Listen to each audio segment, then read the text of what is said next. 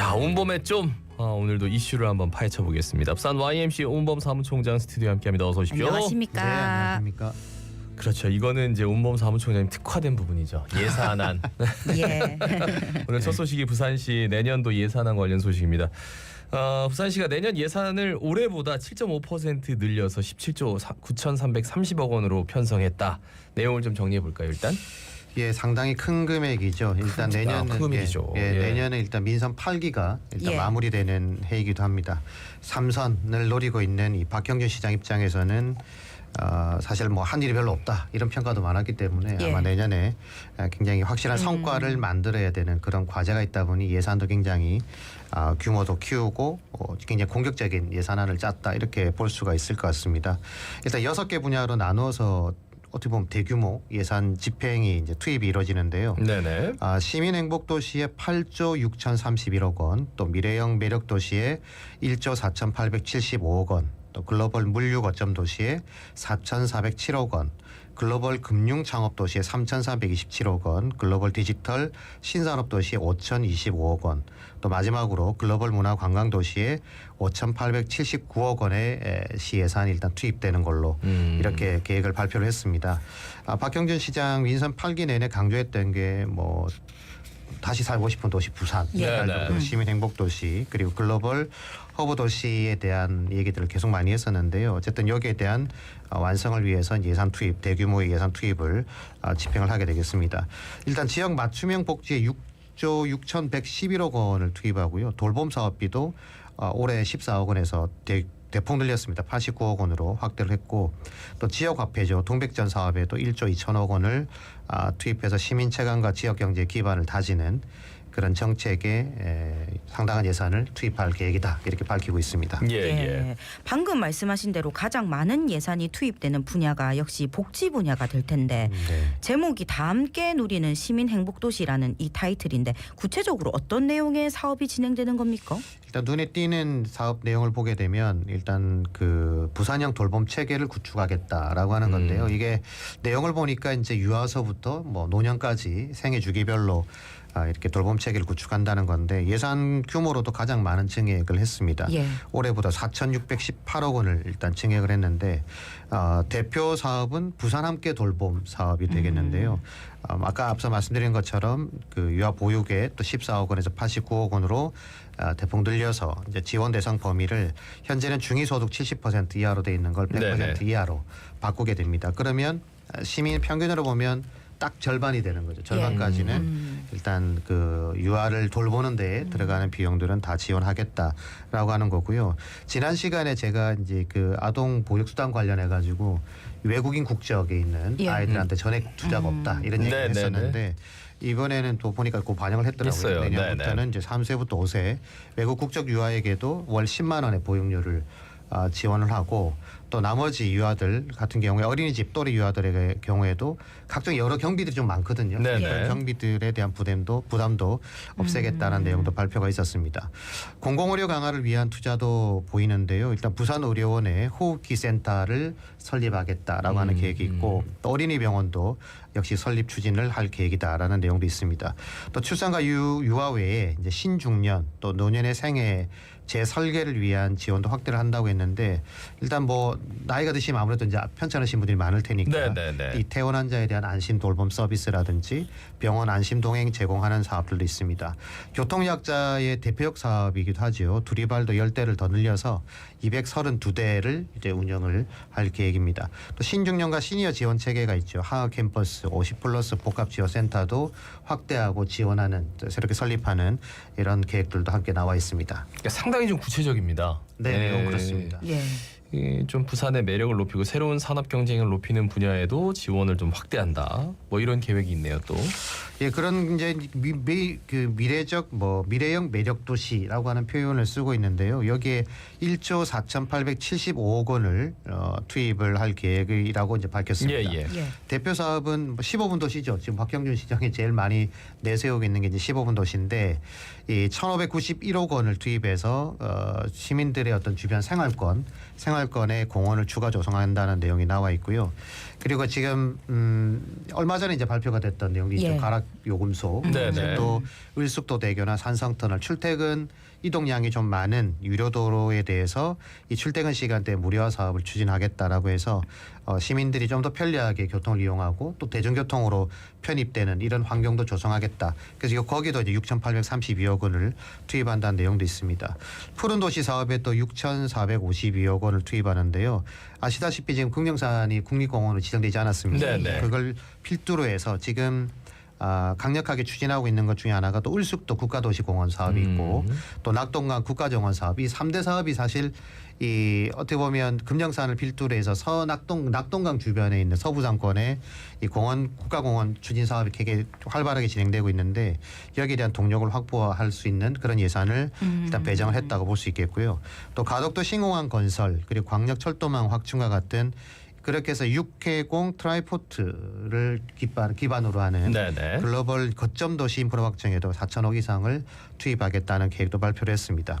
해수부 이전이 이제 부산의 어떤 미래 전략과 맞물려 있는 그런 내용이긴 한데 네. 여기에 대해서도 해양산업 인프라 구축을 위해서 국제 수로기구라고 하죠. IHO 인프라 센터를 유치할 계획을 밝히고 있는데 여기에 대한 예산 또 해수부 직원들이 당장 오면 사실 살 집이 만만치 않으니까 네네. 일단 100호 정도의 관사를 제공하는 사업도 일단 진행할 계획을 가지고 있습니다.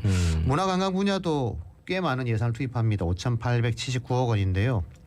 여기는 이제 논란이 많은 게 있죠. 뽕피드 분관 네네. 사업도 어쨌든 예산을 일단 배정을 했고 또 기장에 있는 한국야구 명예전당 또 백스코 제3전시장 건립 또 사직야구장 실지 설계비 이런 내용들도 함께 포함된 게 문화관광 분야의 예산이라고 볼 수 근데 있겠습니다. 다른 건 모르겠고 이 퐁피드 분관 있잖아요. 네네네. 이거는 본인이 한 번 더 시장을 하지 않으면 매몰 비용이 될 수도 거의 있죠. 뭐 그냥 비용이 낭비될 수도 있다라는 걱정도 좀 되긴 합니다. 한편으로는. 예. 네네 그렇습니다. 그런데 앞서 말씀하신 대로 내년 6월 지방선거를 앞두고 그간의 성과의 질을 높이기 위한 예산 투입은 어느 정도 예상이 됐던 부분인데 예.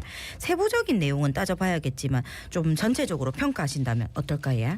그러니까 이제 그 지금까지 그 민선 8기 그리고 그 앞에 한 1년 하면 한 5년 정도 되지 않습니까? 예, 근데 예. 이제 그 기간 동안 박경준 시장이 과연 부산의 어떤 새로운 도약이나 물론 본인은 아마 할 말이 많으실 거예요. 워낙 또 시에 계신 분들도 네네. 우리 억울하다 뭐 이렇게 하면서 할 말이 많으실 텐데 시민들이 체감할 수 있는 성과, 내용 이런 부분들은 사실 그렇게 확 와닿는다 이렇게 느끼는 시민들이 많지는 않으실 겁니다. 그러다 보니까 이제 성과를 더 완성형으로 만들어야 되는 과제가 있을 거고 또 도시의 어떤 미래 방향이라든지 또 새 정부가 출범을 했으니까 여기에 따른 정부 정책이나 주요 정책에 대한 여러 가지 내용들을 일단 아마 반영을 해야 된다. 그래서 적재적소 예산을 투입해야 되고 이런 부분들이 있는데 어쨌든 이 내용들은 지금 어제 발표가 된 거라서요. 사실 내용을 좀 구체적으로 보긴 봐야 됩니다. 어떤 내용들이 어떻게 더 세부적으로 봐야 되냐 이런 내용은 과제는 있습니다만 다만 이제 큰 카테고리로 보면 박경준 시장이 추진했던 사업들의 완성도를 어쨌든 뭔가를 하겠다라고 하는 그런 의지는 좀 보인다 이렇게는 볼 수 있을 것 같고요. 특히 이제 인구 문제 또 인구 구성에 대한 그런 부산에는 좀 현안 과제들이 많은데 네. 출산이나 유아 지원을 강화한다든지 또 신노년, 신중년을 위한 사업을 지속적으로 지원하는 것들은 저는 바람직하다고 생각이 듭니다. 또 한 가지 예를 들면 지금 진행 중인 게 있죠. 하하 캠퍼스라든지 또 시니어 관련 정책 이런 내용들에 대한 정책을 추진하고 있는데 문제가 있습니다. 그러니까 이 하하 캠퍼스 하면 이게 무슨 연예인 하하가 오는 것도 아니고 예. 하하 캠퍼스 하면 이게 전혀 와닿지 않잖아요. 그러니까 노년분들이 이제 신중년분들이 와서 이제 신나게 뭔가 하하. 캠퍼스처럼 네. 이렇게 활동할 수 있는 그런 이제 그 센터 같은 걸 말하는 건데 이게 와닿지 않는단 말이죠. 네네. 그러니까 장명을 누가 했는지 모르지만 어쨌든 이게 피부로 와닿지 않는 이런 문제들이 있어서 여기에 대한 시민 인지도 그리고 이걸 조성하고 만드는 건 좋은데 이게 과연 지속 가능하냐라고 하는 것에 대한 부분에 대한 정책적 검증도 사실 좀 필요한 부분이 있다. 예. 그런 말씀 하나 드리고 싶고 또 부산의료원 같은 경우에도 호흡기센터 필요하죠. 지금 호흡기 관련된 질환들이 워낙 많이 유행을 하고 하다 보니까 당연히 이런 것들을 해서 시민 건강을 챙기는 건 필요한데 부산의료원 하면 딱 떠오르는 게 있지 않습니까? 지금 당장 적자 때문에 직원들 예. 임금 주기도 어렵다라고 그치. 하는 것 때문에 운영비를 어떻게 확보할 것이냐라고 하는 그런 과제가 분명히 있단 말이죠. 그러니까 예. 운영의 안정화를 어떻게 할 것인가라고 하는 그 내용이 오히려 그 지난주에 또 국비 관련했을 때는 네. 지방의료원 공공의료 강화를 위한 예산을 확보하겠다는 내용이 포함돼 있었는데 도리어 지금 부산시 예산에는 이 내용은 지금 뭐 포함돼 있겠지만 네네. 두드러지게 나타나고 있지 않다. 오히려 뭐 호기센터, 어린이병원 이런 쪽에 대한 강조점만 있고 그래서 그런 예산들이 실제 얼마나 반영돼 있는지도 한번 체크해 볼 수 있는 부분은 있다고 생각됩니다. 앞서 잠깐 우리 부장님 말씀하셨지만 이 뽕피드 분관 예. 이거는 정말 지역 문화계나 시민사회가 정말 강력하게 반대하고 있는 거거든요. 예. 그래서 이름을 살짝 가려놨잖아요. 세계적 미술관. 예. 예. 이라고 지금 살짝 가려놓고 실제로는 이제 뽕피드 분관을 유치해서 하겠다는 건데 MOU 이후에 지금 어떻게 추진되고 있는지에 대한 내용들이 현재 지금 별로 나와 있지 않습니다. 그런 부분들 만약 잘 진행되고 뭐 구체적인 뭐 성과가 있다면 대대적으로 홍보를 할 텐데 일단 그런 홍보도 없다라고 하는 걸 봤을 때 이걸 강행한다. 예산을 반영했으니까 강행하겠죠. 네네. 강행을 하겠을 때 우려되는 지점이 너무 많다. 실제 본인이 뭐 당선되면 죽이 되든 밥이 되든 해보겠지만 그게 만약에 안 됐을 때는 1,000억이 넘는 예산이 투입돼야 되는데 그러니까요. 이거를 나중에 이 시설을 어떻게 할 거냐 매년 적자 폭도 이런 부분들을 말로 해서 될 수 있는 문제는 아니고 결국에는 성과를 내야 되는 건데 그런 부분에 어느 정도 MOU도 왔다 갔다 하고 이 정도면 계약이 완성된 상황이잖아요. 그렇죠, 예. 그럼 만약에 일방적으로 우리가 뽕피드 분관 안 하겠습니다라고 하면은 거기에 대한 또 책임도 물어야 될 거 아닙니까? 근데 MOU니까요. 근데 아니 구체적으로 계약서가 왔다 갔다 했고 오케이를 또 시의회에서 인증을 받았단 말이에요. 이게 글쎄요. 이게 그러니까 지금 이 지금 그만한다고 해서 그만할 수 있는 부분이 아닌 것 같아서 근데 여쭤보는 뽕피드 겁니다. 분관 같은 경우에는 그러니까 이게 지금 구체적으로 어떤 플랜으로 어떻게 그러니까 1,000억이 들어서 설립한다. 그리고 1년에 한 120억, 130억 정도 예산이 들어간다. 적자는 한 50억 될 거다. 이거 외에 지금 시민들이 알고 있는 내용이 별로 없습니다. 그러니까 실제적으로 그렇죠. 뽕피드 센터와 어떤 식의 어떤 내용들이 협약이 됐고 어떤 게 뭐 계약이 됐다면 어떤 게 계약이 됐고 그 실제 이게 몇 년 1년에 뭐 어떤 작품들이 얼마만큼 들어오고 우리 예를 들면 지역 문화 예술인들을 뭐 어떻게 하고 이런 어떤 구체적인 플랜이나 계획들이 좀 어떻게 알려져야 되는데 이런 게 알려져 있지 않다 보니까 그러니까 이게 만약에 네. 파기했을 때 과연 어떤 짐을 짊어질 수 있는지 그런 내용도 거기에 모르죠. 대한 것도 진짜 아예 모르거든요. 그러니까 여러 가지로 좀 우려의 그 시각으로 볼 수밖에 없는 부분이 있어서 뽕피드 분관 얘기 정도로 하고 또 계속해서 말씀해 주시죠. 네네. 그래서 이제 조금 더 추가로 말씀드리자면 이런 부분들이 있는 거죠. 만약에 이제 이게 그 돈이 얼마 투입되지 않았다. 아니면 계약이 깨졌을 때에 뭐 우리가 뭐 보상을 한다든지 이렇게 예. 하는 비용이 얼마 안 된다면 사실 매번 비용을 처리하고 하는 게 나을 수도 있습니다. 근데 그게 아니고 아닐 것 같아서 지금 말씀하신 것처럼 이게 생각보다 규모나 내용적인 면에서 크다고 하면 울며 겨자 먹기로 만들어야 되는. 그럼 시민 그 피해는 시민들이 볼 수밖에 없는 그러니까 이런 피해가 내용들에 될지 대한. 뭐가 될지는 모르겠습니다만 어쨌든 여러 가지로 좀 불투명한 부분이 많기 때문에 자꾸 뒷말이 나오는데 이런 걸 좀 투명하게 한 상태에서 그럼요. 시민들에게 좀 소구력 있게 설득을 해 나가면 어떨까 싶기도 해요. 그냥 무조건 반대하는 건 네, 아닐 수도 절대 있으니까요. 아니니까요. 예. 왜냐하면 그런 건 아니니까요. 오면 가긴 할 것 같거든요. 예, 근데 지금은 너무 좀 불투명하다 이 말씀.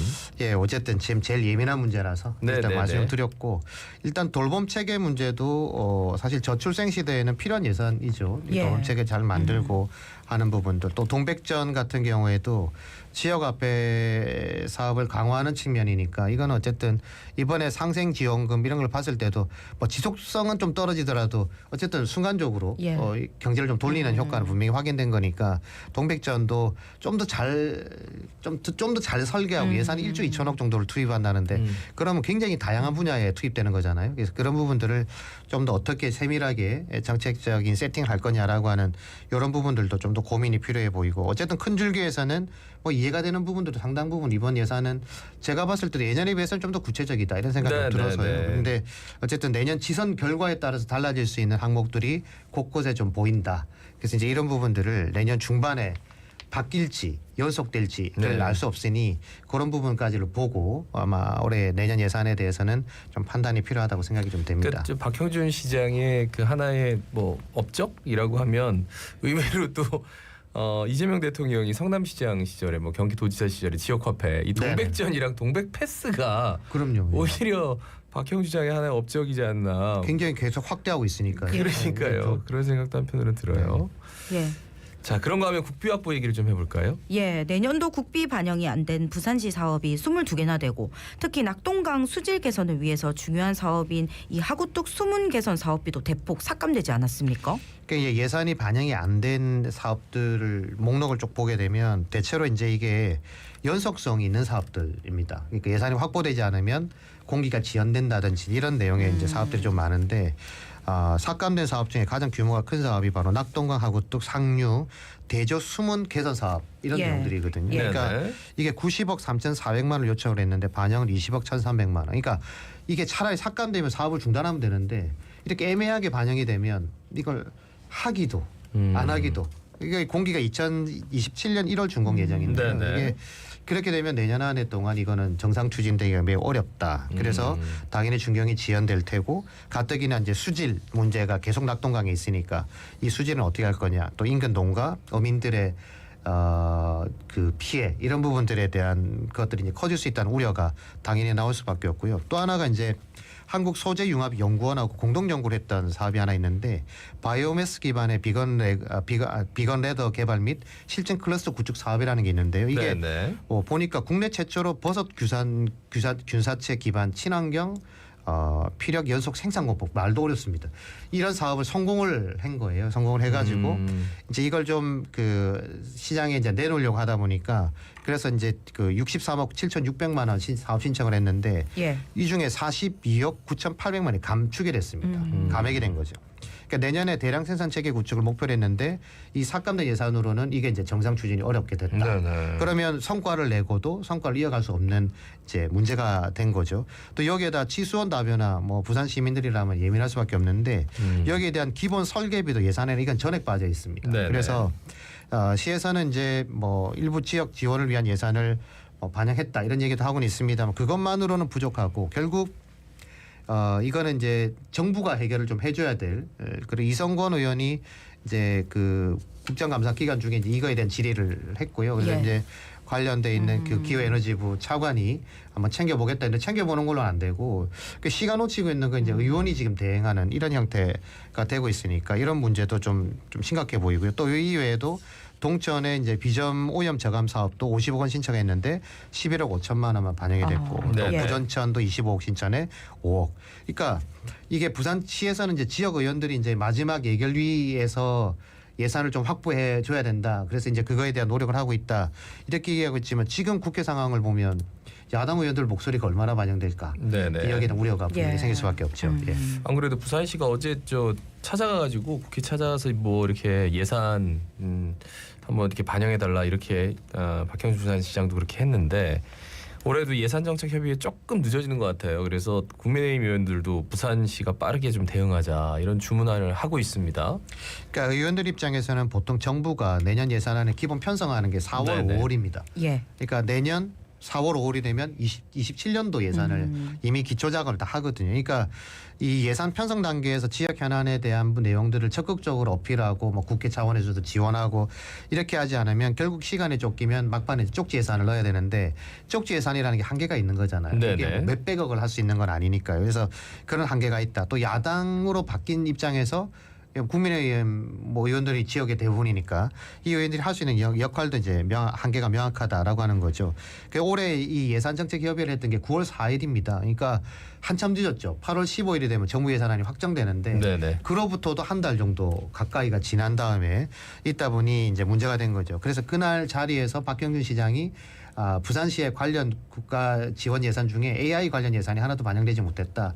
요거 좀 챙겨달라고 하니까 이제 같은 당 소속 의원들이지만 볼멘 소리가 나올 수밖에 없는 거고 자기 예산만 챙기냐 뭐 이런 얘기들이 나올 수밖에 없었던 거고 그리고 지금은 여당도 아니고 국회 상황도 녹록치 않은데 시가 요청하는 내용들을 그대로 반영하기는 매우 어렵다. 그래서 이제 실제 박경 시장이 이런 요청을 했음에도 의원들이 별 발언이나 반응이 없었다라고 하는 내용도 있거든요. 결과적으로는 시기를 놓쳤다라고 볼 수 있는 거고 그래서 어쨌든 이 실적을 어떻게 많이 할 거냐라고 하는 과제가 남아 있는데 제발 지금부터라도 이게 만약에 내년에 적극 노력은 해야 되겠습니다만 빠르게 좀 준비를 해서 지역 의원들에게 좀 도움도 요청하고 해서 지역에 필요한 예산들은 조기 확보해야 될 과제가 있다라고 생각이 됩니다. 예. 저는 지나가다가 이 플래카드에 뭐 얼마 확보 예. 이런 거 있잖아요. 플래카드. 예. 저 어떻게 확보한 거지? 예, 저게 어떤 과정으로 확보된 거지? 이런 것도 굉장히 알고 싶은데 그냥 확보하면 확보한 걸로 끝. 예, 사람들이 뭐 그런 것도 확보했어? 근데 글쎄요, 뭐 어떤 과정이 있는지 우리는 디테일하게 잘 모르니까 예산이 반영 안 된다라고 끝까지 했다가 또 꾸역꾸역 어떻게 이렇게 긁어 모아가지고 예산 반영되는 경우도 왕왕 있고 말이죠. 알아야 되더라고요. 그러니까 네. 이분들이 어느 부처에 어떤 예산이 숨겨져 있다. 네. 이걸 아는 그거 어떻게 국회의원들은 우리한테 주면 안 됩니까? 이걸 다녀야 된다는 거죠. 그거를 이제 하는 거죠. 아, 예. 다른 소식 한 가지 더 살펴볼까요? 예, 부산시가 세계적 건축 그룹과 함께 부산형 주거지 혁신 모델 설명회를 개최했다고 하는데 요거 한번 소개해 주실까요? 예, 아시다시피 부산은 평지보다는 경사로가 70%에 이르는 그런 도시이죠. 네. 특히 이제 원도심지 같은 경우에 이 오래된 주거지, 특히 뭐 수정동이라든지 안창말 이런 쪽 같은 데 가보시면 와, 저기를 뭔가 재생 사업을 하든지 뭔가 재건축을 해야 되는데 어떡하지 이런 고민이 있는데요. 부산시가 이 문제 해결을 위해서 세계적인 건축 그룹이죠. OMA와 함께 도시의 경사 주거해법을 세우다라고 하는 주제로 설명회를 개최를 했습니다. 네. 일단 사업 대상지는 중구에 있는 영주 이동구역 그리고 동구의 안창마을 두 곳인데요. 이날 OMA 대표가 한 10번 이상 이 지역을 좀 탐방을 했다 그러더라고요. 네네. 그리고 해당 지역이 삼복도로 또 삼복마을이라고 하는 특성 그리고 부산의 어떤 문화와 지형을 고려를 해서 테라스형 건물 또 빌라 또 낮은 형태의 연립주택과 타워형 건물을 복합적으로 고려한 그런 설계안을 일단 발표를 했습니다. 고도가 높은 마을에 고층 아파트가 들어서는 거 당연히 이거는 좀 말이 안 되는 거니까 이걸 네네. 고려해서 경관에서는 개발로 인한 경관에서는 최소화하고 건물과 건물을 잇는 산책로를 만들어서 예전에 골목 문화를 좀 이렇게 연계하는 형태의 해서 이런 제안을 했는데 되게 좀 신선한 제안이었다라고 하는 평가들이 좀 있었습니다. 예. 네. 들어보면 우리가 부산의 삼복도로 개발에 대해서 늘 얘기해왔던 그 모델을 그대로 적용한 건 아닌가 뭐 이런 생각이 드네요. 그러니까 우리에게는 그 익숙한 재개발하면 고층 아파트가 떠오르잖아요. 예. 그런데 이번 안은 이제 여러 형태의 저층 건물들을 좀 조합을 해가지고 등성이를 이렇게 잘 연결하는 그런 형태의 좀 입체적이지만 경관훼손을 최소화하는 이런 방식이었다는 게 조금 눈에 띄는 그런 부분이었고요. 예. 또 부산이라는 도시가 가진 일종의 정체성, 그러니까 삼복마을이라고 하는 것이 어떻게 보면 우리에게는 굉장히 애완히 근현대사의 역사가 담겨져 있는 그런 공간이잖아요. 그치. 그러니까 그런 공간에 대해서 뭔가 시도해볼 수 있는 그런 내용이지 않을까라고 하는 생각이 좀 들었고 앞서 말씀드린 것처럼 삼복도로 하면 골목길인데 그걸 어쨌든 산책길의 네트워킹 형태로 만든다라고 하는 것도 되게 좀 이전과는 좀 다른 제안점이었다고 생각이 됩니다. 근데 실제 개발이 가능할지는 뭐 확신할 수는 없지만 예. 어쨌든 부산에 이런 새로운 주거 모델을 만들고 또 환경과 개발이 잘 어우러질 수 있는 그런 모델이 하나 만들어준다 그러면